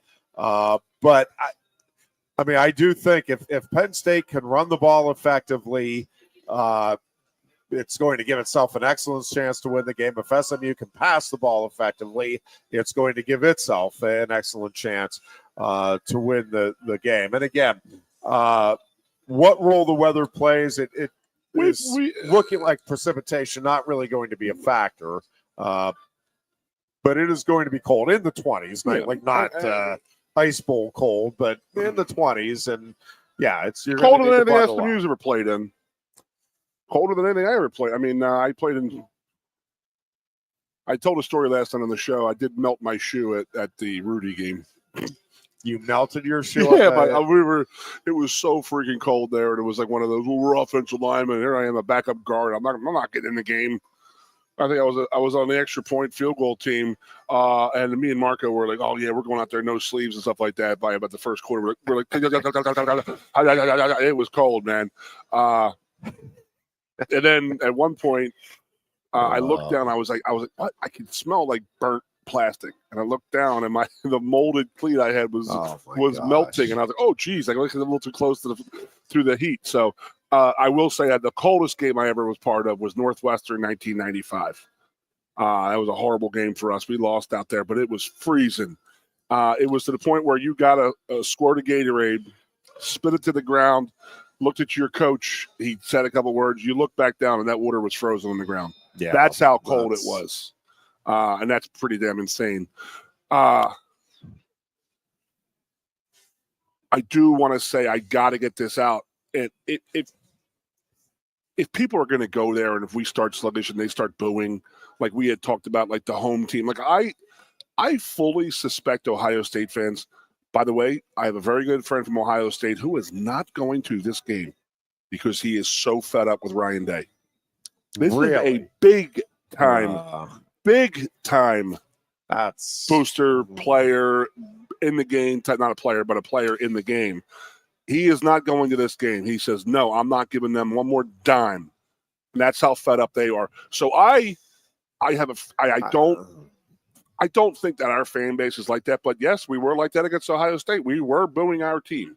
There were fans out there booing Franklin and this team, and that was horrible. But like we say about Game 7s in hockey and in basketball, and that is if SMU can come in here and withstand the first quarter, maybe score a touchdown, maybe take the lead, take the crowd out of this. Because I really think this crowd is going to be absolutely – may not be a sellout, which is bizarre to me. But I don't know why that is happening. I think it will be by why the time do you think? Is there. it just I mean, I have had more people tell me that it's the hotel costs and the ticket costs. Well, I think yes. I mean, and it's Christmas week. Let's not forget that. Yes, we are at Christmas week. The classes have ended, so there are students that already had plans and are needing to get back home and whatever. So I still think by the time we get there that this thing will be sold out and the stadium will be filled up is that's my expectation. I don't know what I don't know where we're at with the ticket sales right now, but maybe Sunday Carrie and I were looking at them and there was ticket messages. There was whole sections open. Yeah. Like the top of the student sections. Like I don't think people realize that they can actually buy them. One of the things, there's a lot of students who are mad about they feel as if they got screwed out of this. Yeah. Do you know what the there's something I can find out too. I just haven't made any calls. But I was just wondering about it. We were having lunch and talking about it. I wonder if are you allowed to have, is this a true home game for Penn State? No. Or is this going to be treated as a bowl game? Bowl game. Is it? So they're not allowed to defense. I don't know if they're allowed to be piping in the videos and stuff like that because what I had been told that if SMU has a hype video that they come out to from their locker room, that will be played on the systems. Yeah. Now you're right. Will they be pumping in Penn State is that? Or are they going to do the must? I don't know what they have, but I'm with you. That is a unbelievably good question. Are we in control of the music, of the sounds and all that type of stuff? Because I know, just like I do the PA for State College High School, and for the playoff game, it's a playoff game, so it's a neutral game, and with very few exceptions, like you got to play it down the middle, so you can't do. That's an interesting question. If you do a light show for one team, well, you couldn't do light shows, I guess. But I think if you could do it if you're doing it for both teams. So I think it's going to be, and again, I don't know this, but so I think it's going to be a different experience for the fans because it's like, man, why aren't we getting the music pumping up the defense here? Why? And so it's going to be 1994 type fan base, which will be interesting and different in terms of that atmosphere. I have a question. Is the band here? They're out of school. The band will be there on Saturday. The Blue Band will be there. Is SMU's band there? Are they playing at halftime too? I don't know. My guess would be yes, but that's a good question, and I don't know. I don't know the answer to that. I would think yes. Do you think Pony Boy and Eric Dickers are going to show up here and complain that the old man screwed him out of a national title in 1982? Yeah, that I don't know. All right, let's talk a little Steelers. No, it only took an hour and 46 minutes. I didn't want to bring it up at all, but a couple of things. Philadelphia is looking like the class of the NFC right now. I think the Detroit Lions certainly are very much in the mix here to make a run at the Super Bowl. Vikings are quietly killing people. I don't know. It was interesting. So do you think the Vikings are a viable Super Bowl contender? No. I don't either. And it's interesting. And I don't think the Packers are either. I know a lot. Like, I really think there's two teams in my mind. Now, obviously, if you're in the playoffs, you have a chance, yes. But I will be very surprised if it's not the Eagles or the Lions, if it's not one of those two teams representing the NFC. Now, in the AFC. I want this off my. Okay, go ahead. Sorry. The AFC, I think, is interesting because to me, the Bills are clearly, again, this is to me, I think they're clearly the class of the AFC. I think the Ravens are very dangerous. I still think the Steelers have a chance, but I would be very surprised if the Steelers are the AFC representative.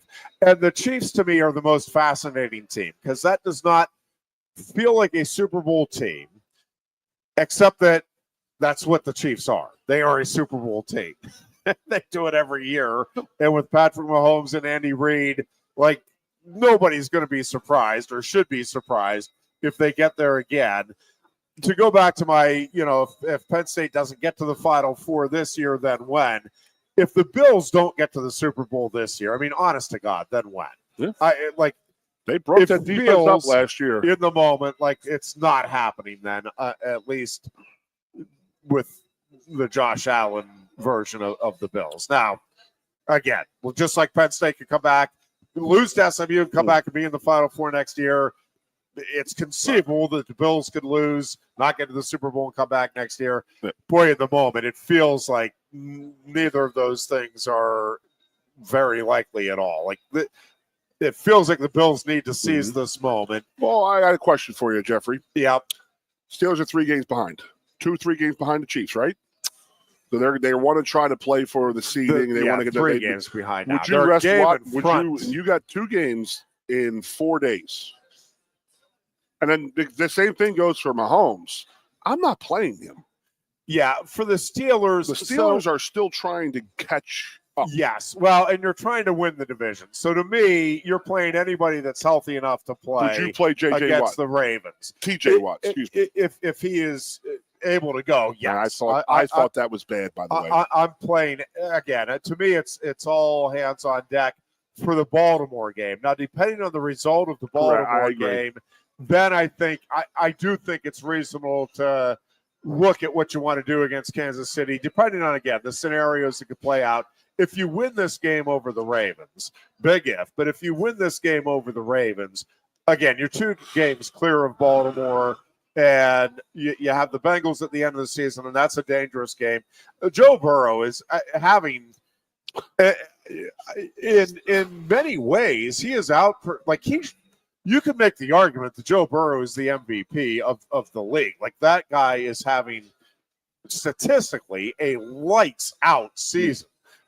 I compare him with Lamar Jackson, Josh Allen, whoever you're putting out there is your MVP, Saquon Barkley. Mahomes. His numbers are remarkable, but the team's success and that defense hasn't been there.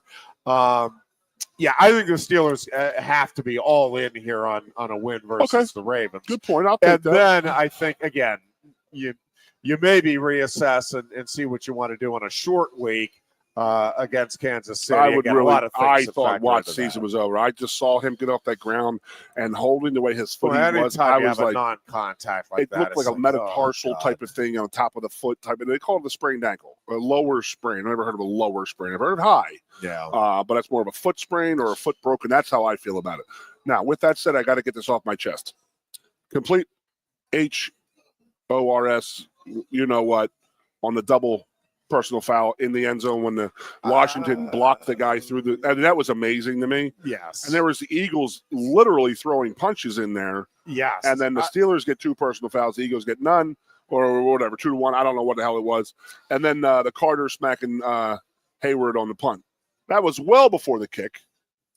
The ball had not turned over. That should have been first down Steelers right there. And I have no idea what the hell he was thinking doing that. None. Now, there's stuff said and done on the field that maybe he saw his shot and he took it, but geez Louise. Well, that's a dumb penalty. But they didn't get burned on it. Yeah. They should have.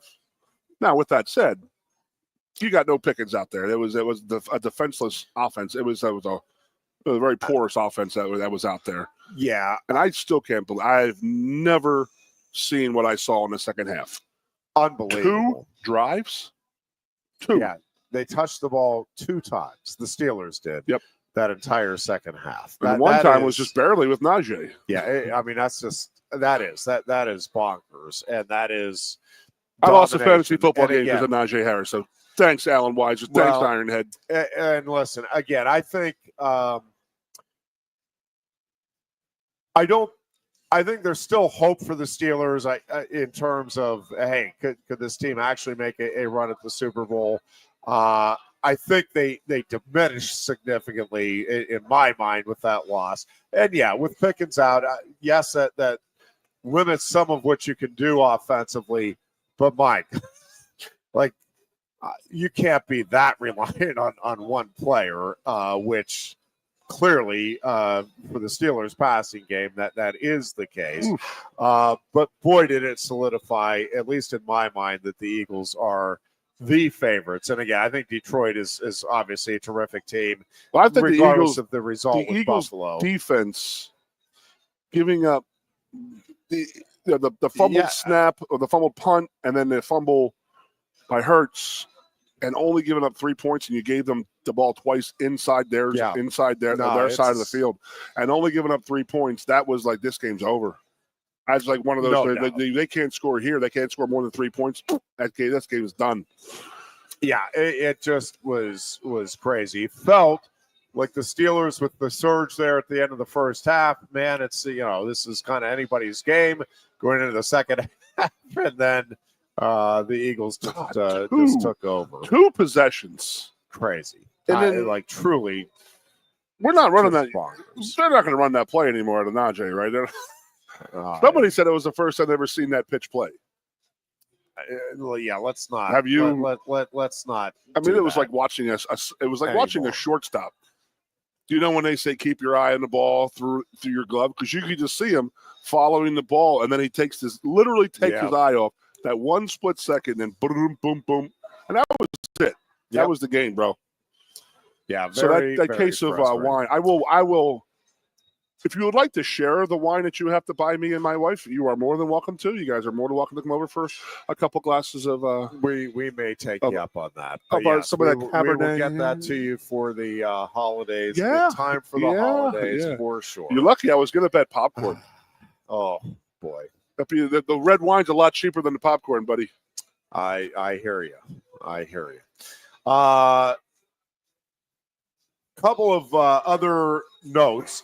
Penn State Wrestling over the weekend shutting out Wyoming 54. Did you get in the match? Nittany Lions. You could have scored some points in that match, I think. Holy crap, 5 pins, 4 technical falls, and a major decision for the Nittany Lions. Penn State heading to Nashville for the Journeyman Collegiate Duels. Penn State's matches will all be on Sunday as Penn State will face Binghamton, Arkansas, Little Rock, and then we'll close it out against Missouri. And listen, this Penn State team is just unlike any team we've seen, even as good as last year's Penn State team was. If this one stays healthy, we've just not seen a team like this in the history of the sport with the firepower at every weight class. How good is Wyoming? Brings. They're down a little bit. They're a good dual meet team when healthy. Now they were missing arguably their 2 best wrestlers. Certainly their best wrestler is Jory Volk, at 125. He was out with injury, and then 197, they were hampered with injury. So they had a couple of 174 backups that were wrestling at 184 and 197, and you don't want undersized backups going against Carter Starachi and Josh Barr, obviously. Gotcha. So, yeah, I mean, it's not a team that's going to be in the top 20 here at the end of the season in Wyoming. But it's a solid team. Listen, Penn State, if it stays healthy, is going to have many shutouts this year. I will not be surprised, at all, if Penn State ends with 5+ shutouts. We got two season. listeners I know are listening from Nashville, J-Bo and Nate. Get with your boy over here. Take him out Saturday for the game, man. Yeah, get on that spot. Looking forward to getting down there. And then have you ever been? No, I have never been. Oh my God. Looking forward to it. So I'm gonna give Ironhead's call on Sunday. Jeff Byers. I will be ready. Oh God! Why are they screaming? Sunday afternoon. It's so hot in here. Rolls around. Congratulations to the Penn State women's volleyball team. Oh my God! What a season this has been. And what an incredible match against Creighton on Sunday night. Great atmosphere. I was not there watching on TV, but the atmosphere was coming loud and through the TV. Great atmosphere at Rec Hall. Creighton is a great team. That may very well be the 5th best team in the country. And I thought they played just outstanding volleyball well. They were really very good, very well. They got Penn State really out of sync a couple of tims. How many times did they block? Yeah, it was just again a great match. Cameron Hanna was a little off her game, but boy, Jess Merza came up. Izzy Stark has just been the quarterback all season long, and man, she is something special. And now, great opportunity again Thursday night. We'll talk a little bit more about this on our Thursday show, but Penn State into the national semifinals against Nebraska, longtime nemesis, and that's going to be what's your feel? A great match. Pitt and Louisville. The tournament is in Louisville, so I'm really intrigued by that one too, because Pitt is the #1 overall seed for a reason, but Louisville, I mean, you're at home. Like, this is a big opportunity. My thing is that they went Big Ten ACC. Do you think they did it on purpose? I like Penn State. No, I do like Penn State's chances against Nebraska. I mean, nobody has played Louisville, right? Because I know Penn State lost to Pitt and they beat Nebraska. Yeah, and Penn State beat Louisville early in the season. Yep. Same week. They beat Louisville and Kentucky. But they said that during the match. They said that the last home team to win the women's national title at home was UCLA a lifetime ago. Yeah. No, it was in my head. I honestly got it. That's how I remembered. I was like, my lifetime or these girls' lifetimes? Because there's a big difference. That is a fact. That is a fact. All right, folks, we hope you have a great couple of days. We'll be back on Thursday. If you get the opportunity, get down here to Quaker Steak and Lube. Enjoy the all-you-can-eat wing buffet. It is just getting underway here, and that'll be going on throughout the evening. Quaker Steak and Lube, great place to come on down and watch those playoff games this weekend, or the NFL action, or the volleyball action on Thursday. That's right. Memphis, West Virginia, 9:00 tonight. Sorry. Yep. Bowl season gets underway as well, so you can check out all of the sports action while you enjoy great food and great service here at Quaker Steak and Lube. Again, we are back on Thursday. Until then, be good and be safe. Coast into fall with a new Kia from Lion Country Kia. Right now, get a 24 Kia Seltos for 5.25% APR for up to 48 months. A new Sportage plug-in hybrid at 0.9% APR. Check out our 23 Sorrento hybrid for as low as 4.5% APR. And don't forget, all 2023 and 2024 Kias come with a 10-year, 100,000-mile limited warranty. Stop in and meet with one of our sales experts today and coast into fall at Lion Country Kia. We want to see you in a Kia. If you love wings, if you love rings, and all kinds of other tempting things, great times, great food, get to Quaker Steak and Lube. Get our Best Wings USA signature sauces, mouth-watering appetizers, or any of our delicious award-winning lube favorites. Great times, great food. Get to Quaker Steak Lube. I'm the Modelo Recruiter, and I'm looking for fans with good hands and great speed. The ones who stay focused and never miss a play. They go the distance on game day, even when their team is away. I'm always watching, always looking to reward more full-time fans. Because football isn't really football without you. A lot has changed about State College. One thing that hasn't is W.C. Clark's Coffee Roasters on 234 East Calder Way. 30 different varieties of specialty coffee beans sourced from over 25 countries and roasted with love each morning in Happy Valley for over 45 years. They'll ship their fresh roasted coffee from their doorstep to yours. Order online at statecollegecoffee.com. That's statecollegecoffee.com.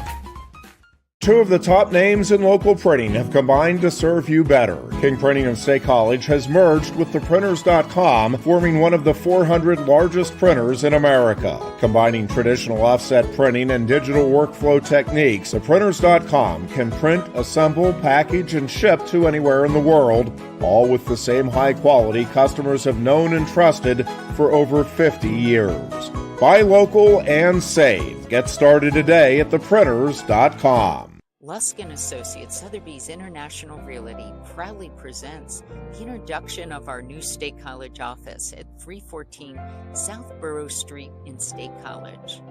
At Sotheby's International Realty, we advertise locally, nationally, and internationally, bringing the best of advertising and promotion to each and every one of our properties, big or small. Call now. With a Timber Kids savings account, you can start to save money, earn prizes, and teach your kids the value of savings. It's easy as 1, 2, 3. Building futures is what we do at TFCU. You really need to belong to a credit union.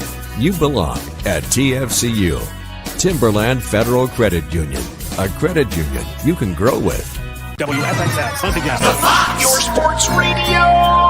Broadcasting live, loud and proud from Central PA's Sports Authority, WFXS America.